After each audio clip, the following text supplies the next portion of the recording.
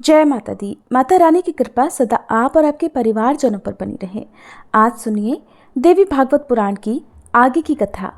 राजा जन्मेजय ने पूछा, हे व्यास जी, आपने भगवती जगदम्बा की महिमा का प्रसंग भली भांति वर्णन किया। कृपा निधे, अब ये बताइए कि 3 चरित्रों का प्रयोग करके पहले किसने देवी की आराधना की थी? सभी कामनाओं को पूर्ण करने वाली ये देवी सुपूजित होकर सबसे पहले किस पर प्रसन्न हुई थी और किसे महान फलभागी होने का सुअवसर प्राप्त हुआ था? हे ब्राह्मण, साथ ही आप भगवती की उपासना, पूजा तथा होम विधि का भी वर्णन करने की कृपा करें। श्री सूत जी कहने लगे। राजा जन्मेजय की बात सुनकर सत्यवती नंदन व्यास जी बड़ी प्रसन्नता से महामाया की महिमा का वर्णन महाराज को सुनाने लगे। व्यास जी कहने लगे कि प्राचीन समय की बात है। स्वारोचिष मनवंतर में सुरथ नाम के एक राजा थे। उनका स्वभाव बड़ा उदार था।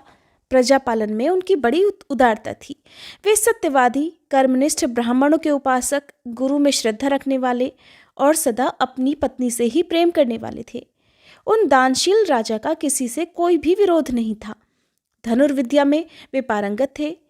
इस प्रकार राज्य की रक्षा में तत्पर रहने वाले राजा सुरथ का कुछ पर्वतवासी म्लेच्छों से सामना हो गया। उन म्लेच्छों ने अनायास ही उनसे शत्रुता ठान ली। मद के अभिमान में चूर रहने वाले वे म्लेच्छ हाथी, घोड़े, रथ और पैदल सैनिकों से सुसज्जित अपनी चतुरंगिणी सेना साथ लेकर आ पहुंचे। अब उन भयंकर म्लेच्छों के साथ सुरथ का भयानक युद्ध होने लगा। हालांकि म्लेच्छ निर्बल थे और उनकी अपेक्षा राजा में अद्भुत बल था, फिर भी दैववश राजा सुरथ युद्ध में उनसे हार गए। उत्साहहीन होकर उन्होंने अपने नगर की राह पकड़ ली। नगर में सुरथ का दुर्ग अत्यंत सुरक्षित था। उसके चारों ओर किले थे। वहां पहुंचकर उन्होंने देखा कि उनके प्रधान सहयोगी शत्रु पक्ष के अधीन हो चुके हैं। फिर विचार किया कि इस किलों से सुरक्षित विस्तृत दुर्ग में रहकर समय की प्रतीक्षा की जाए या फिर युद्ध किया जाए। मंत्री शत्रु पक्ष के समर्थक हो गए हैं, इसलिए उनसे परामर्श करना तो सर्वथा अनुचित है। अब राजा सुरथ सोचने लगे कि कहीं शत्रु के आश्रय में रहने वाले ये मेरे दुराचारी मंत्री ही अगर मुझे शत्रुओं के सामने उपस्थित कर देंगे, फिर क्या होगा? इन नीच बुद्धि वालों के प्रति कभी भी विश्वास नहीं करना चाहिए। जो लोभ के अधीन हो गए हैं, उन मनुष्यों द्वारा कौन सा काम नहीं हो सकता। लोभ में भरा हुआ मनुष्य पिता, भाई, मित्र, सुहृद, पूजनीय, गुरु और ब्राह्मण का भी निरंतर दोषी बन जाता है। इस प्रकार मेरा दुराचारी मंत्रिमंडल शत्रुवर्ग के आश्रय में चला गया है। अब इसलिए इन दुष्टों के प्रति मुझे कभी भी पूरा विश्वास नहीं करना चाहिए। यों भली भांति विचार करने के बाद राजा सुरथ अत्यंत विवश होकर और निराश होकर घोड़े पर चढ़े और अकेले ही नगर से निकल पड़े। उनके साथ उस समय एक भी सहायक नहीं था। यहाँ से वे एक बीहड़ वन में चले गए। फिर उन बुद्धिमान राजा ने सोचा कि अब कहाँ चलना चाहिए। यहाँ से 3 योजन की दूरी पर सुमेधा नामक एक महान तपस्वी मुनि का पवित्र आश्रम है। ये बात उनके ध्यान में आ गई, इसलिए वे वहीं चले गए। नदी के तट पर वह सुरम्य स्थान था। वह आश्रम अग्निहोत्र के धुएं से प्राणियों को सदा प्रसन्न किए रहता था। नित्य तुमुल वेद ध्वनि के कारण वह स्वर्ग से भी अधिक सुंदर जान पड़ता था। उस आश्रम को देखकर राजा सुरथ के मन में बड़ी प्रसन्नता हुई। उन्होंने निर्भय होकर मुनि के उस आश्रम पर विश्राम करने का निश्चय कर लिया। घोड़े को एक वृक्ष के तने से बांध दिया और खुद आश्रम में चले गए। वहां देखा, साखू वृक्ष की छाया में मृगचर्म के आसन पर सुमेधा ऋषि विराजमान हैं। मुनि जी शांत होकर विद्यार्थियों को वेदांत पढ़ा रहे थे। तपस्या से उनका शरीर दुर्बल हो गया था। क्रोध, लोभ आदि द्वंद्व भाव उनमें बिल्कुल भी नहीं थे। मन में डाह का नितांत अभाव था। वे सत्यवादी मुनि शांतिपूर्वक निरंतर आत्मज्ञान का चिंतन करते रहते थे। उन्हें देखकर राजा के मन में उनके प्रति अपार श्रद्धा उत्पन्न हो गई। वे उनके सामने दंड की तरह भूमि पर पड़ गए और साष्टांग प्रणाम करने लगे। उस समय उनकी आंखें आंसुओं से डबडबा गई थी। तब मुनि ने बार बार उठने के लिए आग्रह करके उनसे कहा कि तुम्हारा कल्याण हो। मुनि का संकेत पाकर विद्यार्थी ने राजा को एक आसन दे दिया। आदेशानुसार राजा उठे और उस आसन पर बैठ गए। फिर मुनि ने अर्घपाद्य आदि के द्वारा राजा का विधिवत स्वागत किया। पूछा कि आप कौन हैं, कहाँ से पधारे हैं और क्यों इतने चिंतित हैं। अब आप अपनी इच्छा अनुसार अपना मनोभाव व्यक्त कीजिए। आप किस उद्देश्य से यहाँ आए हैं? मन में कौन सा विचार उपस्थित है? अवश्य बताइए। आपका कोई भी असाध्य मनोरथ होगा तो मैं उसे पूर्ण करने का प्रयास करूंगा। मुनि की बात सुनकर राजा ने कहा कि हे मुनिवर, मैं सुरथ नाम का एक राजा हूँ। शत्रुओं से मेरी पराजय हो चुकी है, इसलिए महल, स्त्री और राज्य सब कुछ छोड़कर मैं अकेला ही आपकी शरण में आया हूँ। हे ब्राह्मण, अब आप जो कुछ भी आज्ञा दें वही श्रद्धापूर्वक करने के लिए मैं तैयार हूँ। धरातल पर आपके अलावा दूसरा कोई भी मेरा रक्षक नहीं है। मुनिवर, शरणागतों पर कृपा करना तो आपका स्वभाव ही है। मैं शत्रुओं से अत्यंत भयभीत होकर आपके पास आया हूँ, मुझे बचाने की कृपा करें। तब मुनिवर बोले, महाराज, आप निर्भीक होकर यहाँ पर विराजिए। तपस्या का ऐसा प्रभाव है कि आपके अत्यंत पराक्रमी शत्रु भी कदापि यहाँ नहीं आ सकेंगे। राजन, यहाँ पर हिंसा करना निषिद्ध है, इसलिए आपको वनवासी जीवन बिताना चाहिए। तीनी के चावल, फूल और मूल खाकर अब आप अपना जीवन बिताइए। व्यास जी कहते हैं, सुमेधा मुनि की ये बात सुनकर राजा सुरथ के मन से सभी भय दूर हो गया। वे फल मूल खाकर बड़ी पवित्रता के साथ उसी आश्रम में रहने लगे। एक समय की बात है, राजा उसी आश्रम में एक वृक्ष के नीचे बैठे हुए थे। उनके मन में चिंता की घटाएं घिराई थी।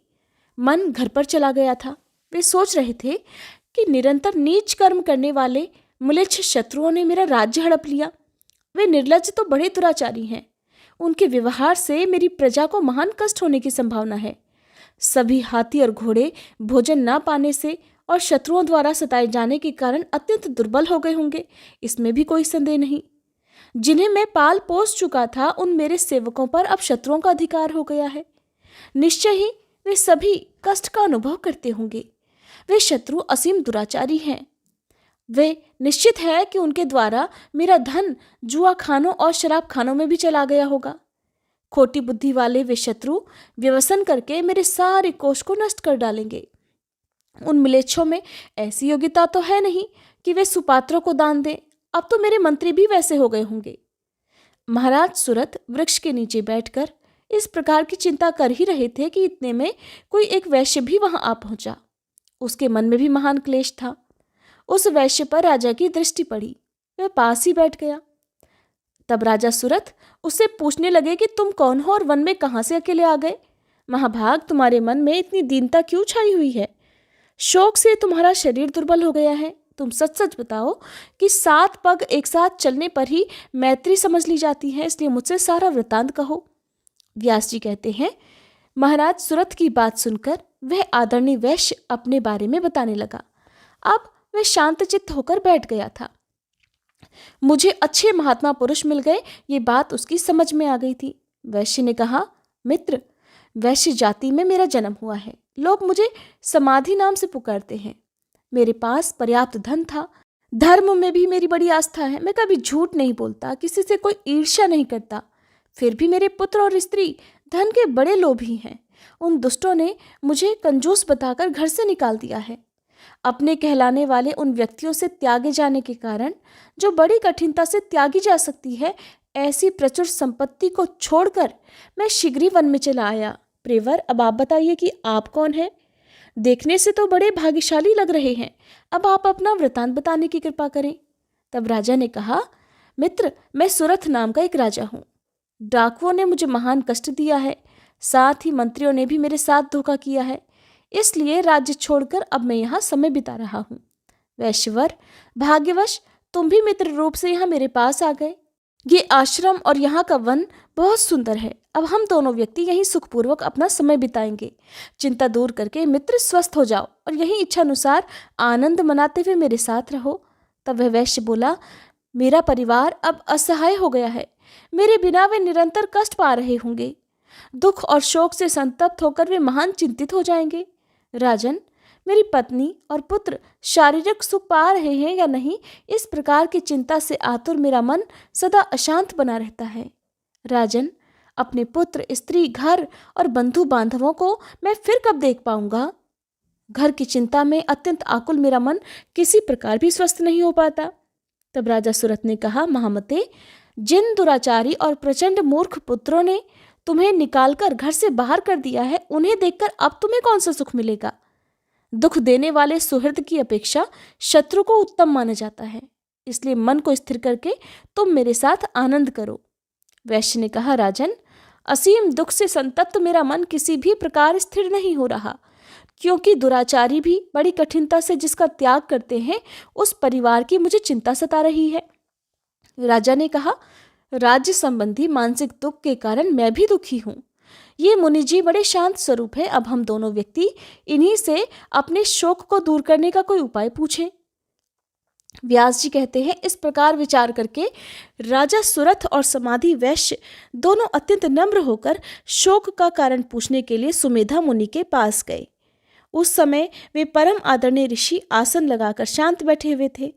राजा ने सामने जाकर मस्तक झुकाया और शांतिपूर्वक बैठकर कहना आरंभ किया, मुनिवर, अभी इन वैश्य से वन में मेरी मित्रता हो गई है। स्त्री और पुत्रों के द्वारा ये घर से निकाल दिए गए हैं।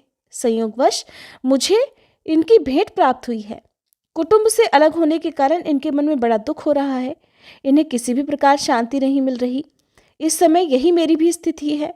महामते, राज्य मेरे हाथ में नहीं है। मैं दुख से शोकातुर रहता हूँ। व्यर्थ की चिंता मेरे हृदय से बाहर ही नहीं निकल पाती। सोचता रहता हूँ कि अब मेरे घोड़े दुर्बल हो गए होंगे, हाथियों पर शत्रुओं का अधिकार हो गया होगा, मेरी अनुपस्थिति में सेवकगण कष्ट में समय बिता रहे होंगे, कोष भंडार नष्ट भ्रष्ट हो गया होगा। इसी प्रकार की चिंता मेरे मन में लगातार रहने के कारण मुझे रात भर सुख की नींद भी नहीं आ पा रही। मैं जानता हूँ ये सारा संसार स्वप्न की तरह मिथ्या है। दयानिधे, अब आप मेरे तथा इन वैश्य के मोह का कारण बताने की कृपा करें। व्यास जी कहते हैं, इस प्रकार राजा सुरथ के पूछने पर मुनिवर सुमेधा ने उनके प्रति शोक और मोह का नाश करने वाले उत्तम उपदेश देना आरंभ कर दिया। ऋषि बोले, राजन सुनो, संसार के सभी प्राणियों को मोह में डालने वाली महामाया है, ये बात प्रसिद्ध है। सभी देवता, मनुष्य, गंधर्व, नाग, राक्षस, वृक्ष, लता, पशु, मृग और पक्षी, ये सब के सब माया के अधीन हैं। उसी महामाया के प्रभाव से प्राणी सदा मोह में जकड़ा रहता है। तब राजा सुरथ ने कहा, भगवान, अब आप उन भगवती महामाया का स्वरूप और उत्तम बल मुझे बताने की कृपा करें, साथ ही उनके प्राकट्य का कारण और जहाँ वे पधारती हैं उस स्थान का परिचय भी कराएं। सुमेधा ऋषि ने कहा, राजन, ये भगवती महामाया अनादि हैं, इसलिए कभी भी इनकी उत्पत्ति नहीं होती। सर्वोपरि विराजमान रहने वाली ये देवी नित्य स्वरूपिणी है, कारणों की भी ये कारण है। राजन, ये शक्तिमयी देवी सर्वात्मा रूप से सभी प्राणियों के भीतर विराजमान रहती हैं। अगर अंतःकरण से ये अपना आसन हटा लें तो प्राणी मुर्दे के समान प्रतीत होने लगता है, क्योंकि समस्त देहधारियों में जो चित्त शक्ति है वो इन्हीं का रूप है। इनके प्रकट और अंतर्ध्यान होने में देवताओं के कार्य निमित्त होते हैं। राजन, जिस समय देवता या फिर मनुष्य इनकी स्तुति करते हैं, तब सभी प्राणियों का दुख दूर करने के लिए ये भगवती जगदम्बा अनेक प्रकार के रूप धारण करके तरह तरह की शक्तियों से संपन्न होकर कार्य पूर्ण करने के विचार से स्वेच्छापूर्वक प्रकट हो जाती हैं। इन्हीं की कृपा से ब्रह्मा, विष्णु और शंकर जी को शक्तियाँ मिली हैं, जिन्हें सावित्री, लक्ष्मी और गिरिजा कहा जाता है। सृष्टि, स्थिति और विनाश करने वाली भगवती जगदम्बा ही है, सब इन्हीं के अधीन है। राजन, भगवती जगदम्बा का ये उत्तम महात्म्य मैंने अपनी बुद्धि के अनुसार तुम्हें सुना दिया। इनके चरित्र की था पाना तो मेरे लिए भी असंभव है। जय माता दी। आज के अध्याय में बस इतना ही। इसके आगे का वृत्तांत जानने के लिए कृपया आप अगले अध्याय के अनुसार जरूर कीजिएगा।